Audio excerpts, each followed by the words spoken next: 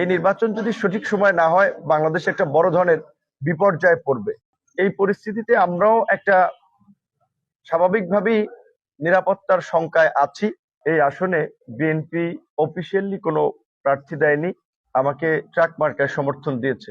আমাকে বিএনপি সমর্থন দিলেও একদিকে যেমন বিএনপির বিভিন্ন পর্যায়ের সাবেক এবং বর্তমান কমিটির নেতৃবৃন্দ আমাকে সহযোগিতা করছে, দলীয় নির্দেশনা মেনে তারা আমার পক্ষে কাজ করছে।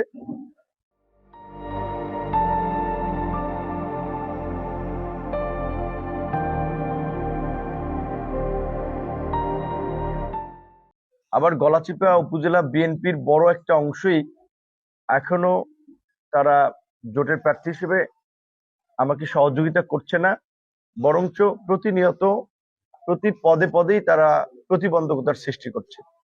দশমিনাতেও কিছু রয়েছে, তো সেই বিষয়ে হয়তো বিএনপি অফিসিয়ালি বা দলগতভাবে তাদের বিরুদ্ধে ব্যবস্থা নিয়েছে, কমিটি বিলুপ্ত করেছে, আরো হয়তো ব্যবস্থা নিবে।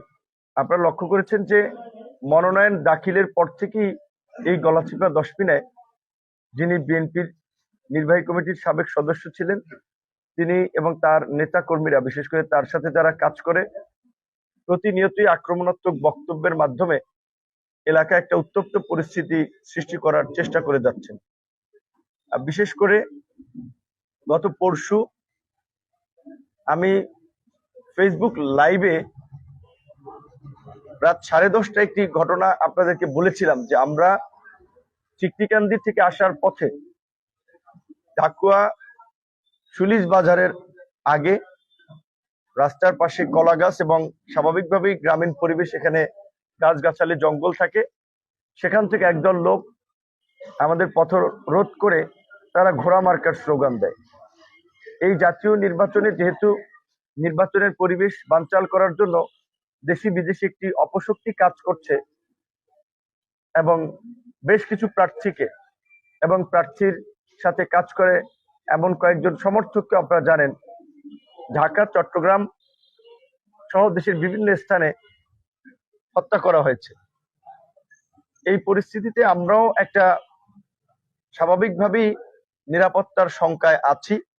তারপরেও দেশের স্বার্থে এই নির্বাচনকে উৎসব মুখর করার জন্য আমরা আমাদের ঝুঁকি নিয়েও নির্বাচনের মাঠে আছি, কারণ এই নির্বাচন বাংলাদেশের অস্তিত্বের সাথে জড়িত। এই নির্বাচন যদি সঠিক সময় না হয় বাংলাদেশ একটা বড় ধরনের বিপর্যয়ে পড়বে। তাই আমরা আমাদের জায়গা থেকে দায়িত্বশীল আচরণ করছি, আমরা অন্যদেরকে সহনশীল হওয়ার আহ্বান জানাই।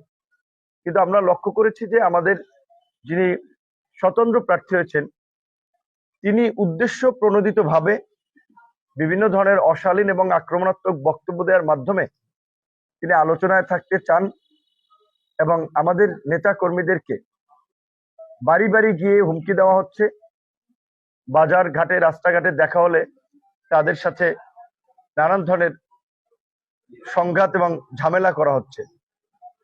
গত পরশুদিন পানপট্টিতে লিফলেট নিয়ে যাওয়ার পথে আমাদের শ্রমিক নেতা রাকিব মোটরসাইকেলে তাকে অতর্কিতভাবে হামলা করে আহত করে এবং তার মোটরসাইকেলটি ভাঙচুর করে। গতকালকে আমি নিজে আলিপুরায় গিয়েছিলাম, দশমিনায় গিয়েছিলাম।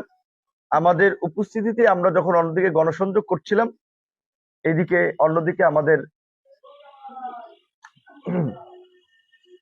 কর্মী জনাব চানমিয়াকে সেখানে তাকে মারধর করে একটা অজুহাত তুলে যে তার কাছে নাকি টাকা পাবে, এটা তুলে। তো টাকা পাবে ভালো কথা, এতদিন এই সমস্ত হিসাব নিকাশ কোথায় ছিল? স্পষ্টত এটা আমাদের পক্ষে নামার ফলেই তার উপরে এই আক্রমণ হয়েছে। এর পূর্বে চর কপালপাড়াতেও আমাদের নেতা কর্মীদের মিছিল শেষে তাদের উপরে আক্রমণ করা হয়েছে এবং আপনারা জানেন যে চর কপালপাড়া এবং এই চর বোরহান সহ এই চর অঞ্চলগুলোতে একটা ভূমি দস্যুদের আধিপত্য রয়েছে এবং এই সকল ভূমি দস্যুরাই জনাব হাসান মামুনের আশ্রয় প্রশ্রয় আছে।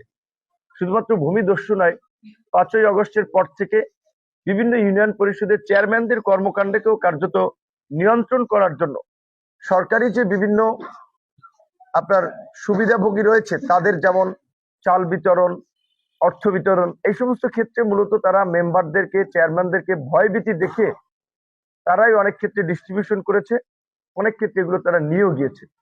এলাকার মানুষ স্বাভাবিকভাবেই চেয়ারম্যান মেম্বারদের অনেকে আগে আওয়ামী লীগের রাজনীতি করার সুবাদে তার বিরুদ্ধে মুখ খুলতে পারে নাই। এখনো তিনি চেয়ারম্যান মেম্বার সহ সাধারণ মানুষকে হুমকি ধামকি দিয়ে বেড়াচ্ছেন। গতকালকে সন্ধ্যায় চরবোরহানে গণ অধিকার পরিষদের এবং বিএনপির নেতা কর্মীরা গণসংযোগ করতে গেলে সেখানে ট্রলার থেকে ওঠার সময় তাদের উপরে অতর্কিত আক্রমণ করে গণ অধিকার পরিষদের কার্যালয় ভাঙচুর করে।